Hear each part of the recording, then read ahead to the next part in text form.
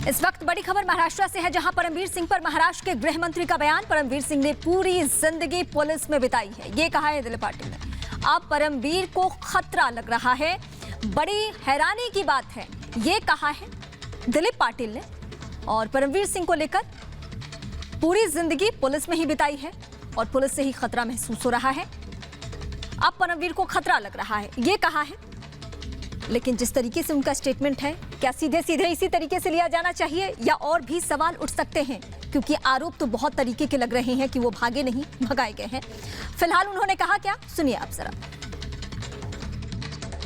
नहीं, ये बहुत ही अचरज की बात है। जो व्यक्ति इस स्टेट के पुलिस के प्रमुख रहे हैं, मुंबई के पुलिस के प्रमुख रहे, ठाणा के पुलिस के प्रमुख रहे, पूरी ज़िंदगी उन्होंने अपनी पुलिस में यहाँ पे महाराष्ट्र में बिताई, उनको अगर खतरा लगता है उनकी जान को, तो किसी से खतरा है, क्या खतरा है वो बताएंगे तो देख सकते हैं।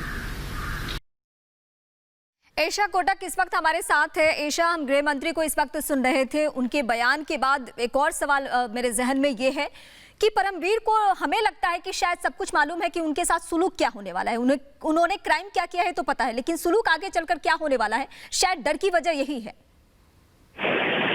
तो हमने ये देखा कि जो परमवीर सिंह के लॉयर थे पुनीत बाली, उन्होंने खुद सुप्रीम कोर्ट में ये कहा था कि परमवीर सिंह की जान को खतरा है, इसी कारण वो मुंबई नहीं आना चाहते। इसी के चलते हमने देखा था कि उन्होंने ये भी रिक्वेस्ट किया था कि सीबीआई के पास ये केस भेजा जाए, और सीबीआई जो है, अगर सीबीआई उन्हें बुलाएंगी तो वो तकरीबन 48 आवर्स में सीबीआई के सामने आने को तैयार है ना। इसी के चलते हमने अब ये देखा है कि ये जो कमेंट्स है, यानी कि गृह मंत्री दिलीप वळसे पाटिल, यहाँ तक कि जो एनसीपी के लीडर है शरद पवार, उन्होंने दोनों ने ये कमेंट किया है कि एशा, मैं आपके पास लौटती हूँ। राम कदम बीजेपी के लीडर इस वक्त हमारे साथ जुड़ रहे हैं। राम कदम जी, बीजेपी के आप प्रवक्ता हैं। इस बीच मैं आपको ये बताना चाहती हूँ कि दिलीप पाटिल जो कि गृह मंत्री हैं, उनका एक स्टेटमेंट आया है कि जो जिंदगी भर परमवीर पुलिस में रहे, उन्हें डर क्यों लग रहा है। इस पे आपका कमेंट?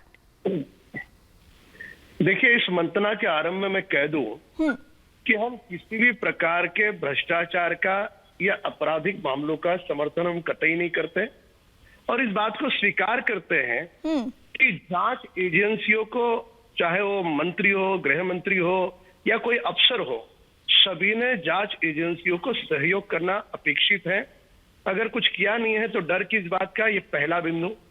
और दूसरा बिंदु, साथ साथ में इस बात को भी स्वीकार करना होगा कि महाराष्ट्र सरकार के तीनों दलों के पूर्व पुलिस कमिश्नर परमवीर सिंह लाडले थे, और उसी के कारण तो उन्होंने मुंबई का पुलिस कमिश्नर उन्होंने बनाया। अब पुलिस कमिश्नर बनाने के बाद जिस पल तक परमवीर सिंह ने महाराष्ट्र सरकार पर वसूली के आरोप नहीं किए, उस पल तक वे उनके लाडले थे। आरोप करने के बाद फिर एक हफ्ते में शब्द अलग अलग पुलिस थाने में मामले दर्ज हुए उनके खिलाफ। तो ये दूसरा बिंदु। और तीसरा बिंदु कि जब अर्नब गोस्वामी जैसे वरिष्ठ पत्रकार पर मुंबई पुलिस द्वारा, महाराष्ट्र पुलिस द्वारा जिस प्रकार से उनका छलावा किया जा रहा था, उस समय क्या कर रहे थे गृह मंत्री और महाराष्ट्र की सरकार? अब ये तीनों बातों को जोड़ने के बाद महाराष्ट्र सरकार का चश्मा उनको जहां अपना स्वार्थ नजर आता है, उस प्रकार की उनकी बयानबाजी सामने आती है। फिलहाल शुक्रिया हमसे बातचीत करने के लिए, वक्त देने के लिए। एशा हमारे साथ, हमारी सहयोगी लगातार बनी हुई है। एशा, मैं आपसे समझने की कोशिश कर रही थी कि क्या ऐसा है कि दिलीप पाटिल को मालूम नहीं हो कि क्या क्या क्राइम हुआ है?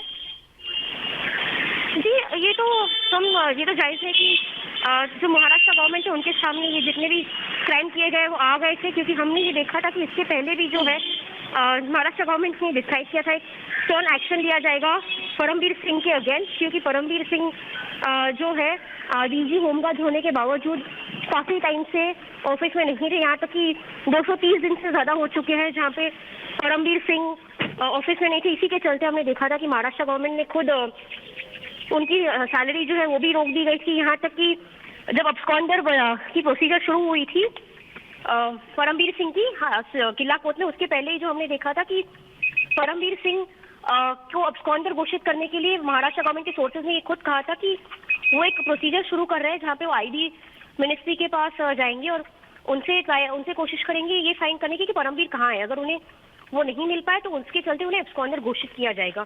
तो इसी के चलते हमने देखा कि महाराष्ट्र में जहाँ खुद 5 केसेस हो चुके हैं परमवीर सिंह के अगेंस्ट, उसी के चलते ये एक बहुत इंपॉर्टेंट डेवलपमेंट हो जाता है, क्योंकि परमवीर सिंह ने इसी डर से, यानी कि प्रोक्लेमेशन एप्लीकेशन ईशा, मैं आपके पास लौटती हूँ। एक और सवाल हमारे जहन में है, लेकिन इस बीच एक और बड़ी खबर हम अपने दर्शकों को बता दें। परमवीर पर शरद पवार ने क्या कहा है ये हम आपको बताते हैं। परमवीर जिंदगी भर पुलिस विभाग में रहे हैं, यही बात है, मतलब दिलीप पाटिल ने जो कहा है गृह मंत्री ने, उसी तरीके की बात ये भी कह रहे हैं। विभाग में रहे हैं यानी पुलिस विभाग में रहे हैं।